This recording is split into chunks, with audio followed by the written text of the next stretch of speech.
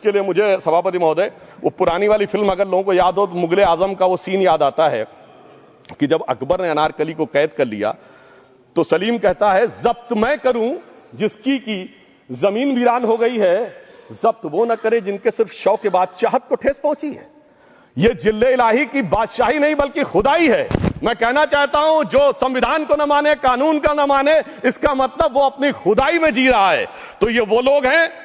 और वैसे मैं सभापति महोदय, खुदाई से आजकल बहुत से लोगों को डर लगता है, क्योंकि जहां जहां खुदा है वहां वहां भगवान है, जहां जहां खुदा है वहां वहां भगवान है। बाकी आप सब बहुत बुद्धिमान हैं। अब मैं ये भी बात कहना चाहता हूं, और वैसे आखिर में उस अनारकली को कैद से छुड़ाने के लिए सलीम का एक हिंदू साथी दुर्जन सिंह ही आया था। मैं कह सकता हूं कि वक्फ की इस मुकद्दस जमीन को अगर कैद करके रखा है तो उन चंद लोगों ने जिनके दिमाग आज भी उन चीजों में भरे हुए हैं कि कोई समझता हम तो किसी जमाने में हुक्मराने वक्त थे, कोई कहता हुजूर नवाब थे, कोई कहता बादशाह आलमगीर थे, कोई कहता है बादशाह गाजी जिंदा पीर थे।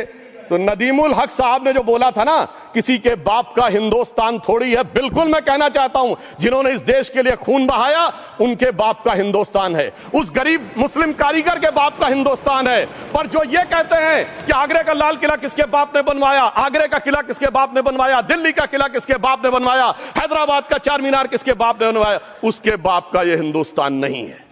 और उसके बाद भी जो आप करना चाहते हैं, अगर इस रास्ते में आप कांटे बिछाना चाहते हैं तो उनके लिए एक लाइन कहना चाहता हूं सभापति महोदय, तेरी तमन्ना है पर हम खार न बोने देंगे, खार कांटों को कहते हैं, तेरी तमन्ना है पर हम खार न बोने देंगे, तुझे हम राह की दीवार न होने देंगे, तू सबको रौंद कर आगे जो निकलना चाहे हम तेरी इतनी भी रफ्तार न होने देंगे। और इसीलिए हमारी सरकार ने इस विषय के ऊपर एक सही और सटीक प्रयोग करने का प्रयास किया है। मैं दूसरी बात यह भी बताना चाहता हूं, हमारे डीएमके के तिरुचि शिवाजी ने अनायास अकारण यह बात बोली थी कि उस समय जब जिन्ना का उल्लेख करते हुए उन्होंने कहा कि पार्टीशन के समय, तो मैं उनके सुलभ संज्ञान के लिए बता देता हूं, 1946 की कॉन्स्टिट्यूएंट असेंबली में मद्रास प्रेसिडेंसी में 30 आउट ऑफ 30 सीट जो थी वो मुस्लिम लीग ने जीती थी विद 95% ऑफ वोट्स, और एक भी मुस्लिम वहां के बाद बाहर नहीं गया। इसलिए मैं ईमानदारी से कहना चाहता हूं, फैक्ट को समझिए। और जो मद्रास प्रेसिडेंसी के मुस्लिम लीग के अध्यक्ष थे और पीजे पोकर साहब बहादुर और मोहम्मद इस्माइल, वही बाद में इंडियन यूनियन मुस्लिम लीग के अध्यक्ष बने, और उन्होंने 28 अगस्त 1947 को सेपरेट इलेक्टोरेट मांगे, जो कोई जाके कॉन्स्टिट्यूएंट असेंबली की डिबेट में पार्लियामेंट किया। आप वेबसाइट पे पेज नंबर 270 पे जाके पढ़ लीजिएगा। सरदार पटेल ने बड़े गुस्से में इस बात को कहा, अब जो हो गया सो हो गया, एक रात में दिल नहीं बदल गया, मगर अब देश के लिए कैसे आगे बढ़ना है उसके लिए ईमानदारी से आगे आओ। और खैर मैं अंबेडकर जी और पटेल जी के बहुत सारे वो कोट कर सकता हूं, सारी बातों को छोड़िए। मगर अफसोस की बात यह है सर कि अभी मनोज झा जी ने बोला था हम में से कोई शक है, कोई हूण है और ये करिए। अरे भैया जमाने चले गए, अब जेनेटिक सीक्वेंसिंग का जमाना आ गया है। और जेनेटिक सीक्वेंसिंग ने क्या प्रूव किया है, दुनिया के सबसे बड़े मुस्लिम देश इंडोनेशिया के राष्ट्रपति आए थे और राष्ट्रपति भवन में उन्होंने डिनर के दौरान कहा कि few weeks back I got my genetic sequencing done and I was told that I am an Indian GDN. अरे साहब, कहां गुलामी की मानसिकता में पड़े हुए हैं सभापति महोदय। और यहां गुलामी की मानसिकता इस कदर पैबस्त है लोगों के दिमागों में। किसी सदन के एक सदस्य यहां विराजमान है, वो उस समय महाराणा सांगा का उल्लेख कर दिए। मैं ईमानदारी से कहता हूं एक भी इंडियन सोर्स में इसका उल्लेख नहीं है, सारे के सारे फॉरेनर्स और लुटेरों के सोर्स में उल्लेख है। इसीलिए मैं कहता हूं ये गुलामी के जिन्होंने गुलाम बनाया उनके सोर्सेस पे यकीन ना करिए। और वैसे थोड़ा सा आउट ऑफ कॉन्टेक्स्ट हो तो ये भी बोल दूं, हमारे सदन के बहुत सदस्यों को नहीं पता होगा, अलेक्जेंडर के आक्रमण का किसी भारतीय सोर्स में कोई उल्लेख नहीं है, पोरस नाम के किसी राजा का उल्लेख नहीं है, सिर्फ और सिर्फ ग्रीक में है। इसलिए गुलामी की मानसिकता से बाहर निकलिए, तब इन चीजों को आप सही ढंग से समझने में सफल होंगे। मेरा अब यह भी अनुरोध अपने सदस्यों के साथ है। वक्त की अवधारणा के बारे में बहुत कुछ बोला जा चुका है कि ये ओरिजिनली कहां से आया, पर मैं इतना कहना चाहूंगा, सबसे पहले वक्त का उल्लेख आता है जब ससनिड एम्पायर को खलीफा उमर ने कैप्चर किया, तो आज का जो सदर्न इराक है उसके इलाके को उन्होंने वक्फ डिक्लेयर किया और वो स्टेट के द्वारा कंट्रोल होता था। स्टेट के बारे में माननीय नड्डा जी ने अभी बताया कि बड़े बड़े देशों में किस ढंग से होता था। सर सैयद अहमद खान ने भी वक्फ को मूल इस्लाम का हिस्सा न मानते हुए इसके लिए मुजार शब्द कहा है जो शरिया के अंतर्गत आता है, और इसी के लिए उन्होंने फतवा आलमगिरी को भी कोट किया था। और इसीलिए 1894 की जो प्रिवी काउंसिल का जजमेंट जो आया था वो वक्फ अल औलाद के खिलाफ आया था। मगर सभापति महोदय 1906 में कलकत्ता कांग्रेस अधिवेशन में कांग्रेस ने प्रस्ताव पारित किया कि प्रिवी काउंसिल के जजमेंट में कुछ गलती है, इसे बदलना चाहिए, क्योंकि 1904 में जिन्ना कांग्रेस को ज्वाइन कर चुके थे। इसलिए मैं कहना चाहता हूं फिर 1913 में वो जजमेंट बदला गया। हमारे सदन के बहुत से सदस्यों ने इस सदन और दूसरे सदन में बोला है, मैं एक सेंटेंस बोलता हूं, लगेगा जैसे वही लोग बोल रहे हैं। वर्ड ये है, कोट है, since the bill was introduced to administer the Muslim law for Musalmans, so the question of public policy does not arise.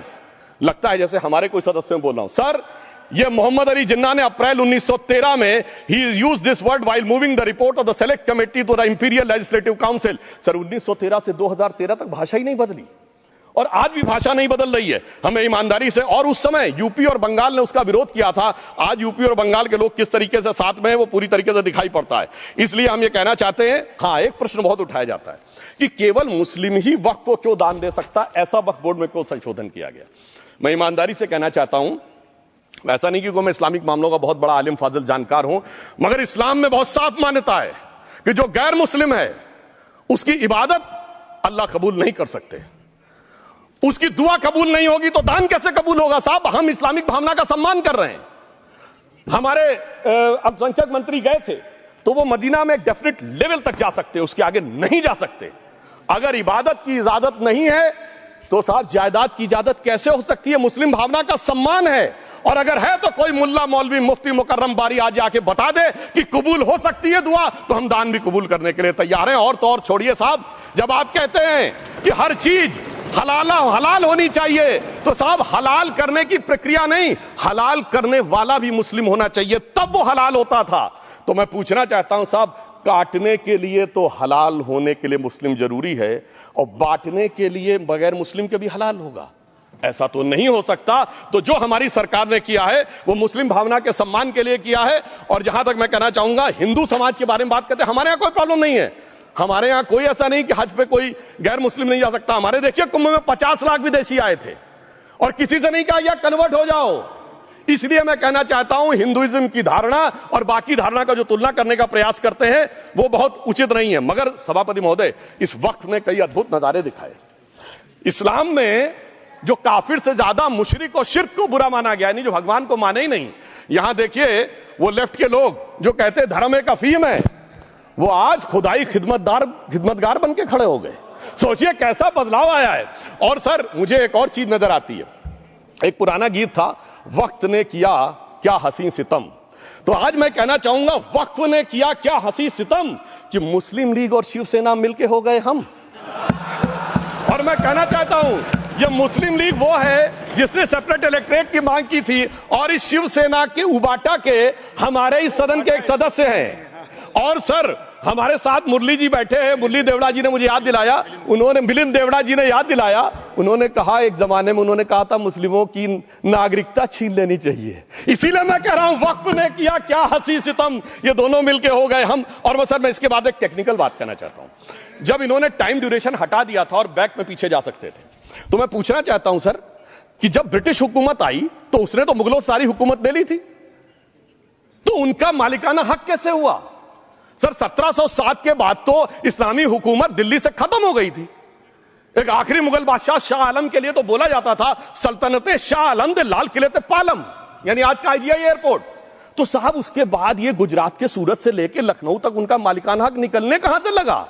अरे भाई, जब दिल्ली को कैप्चर किया था अंग्रेजों ने तो सारी जमीन अंग्रेजों की थी। तो जब मैं अपने कांग्रेस के मित्रों से पूछना चाहता हूं, ये जब गवर्नमेंट ऑफ इंडिया एक्ट में पावर डीड ट्रांसफर की थी तो पढ़े नहीं थे क्या, या खोखले कागज पर साइन कर लिए थे, या कागज सही था, आप खोखला करने की बात है।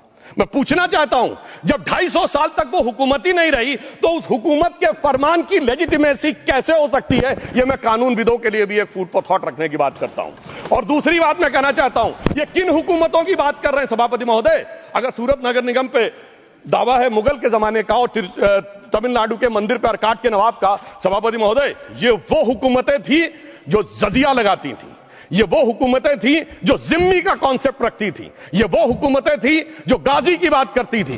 क्या भारत के संविधान में उन हुकूमतों के फरमान को सही मान्यता देना सही है बिल्कुल गलत है। मैं कहता हूं बाबा साहब अंबेडकर के संविधान में यदि आप ऐसी हुकूमतों के फरमान को रखने की कोशिश करते हैं तो this is fraud on constitution. और हमारी सरकार ने अगर बैक डेट से वो बंद किया है तो उस फ्रॉड को रोकने की पूरी व्यवस्था की है।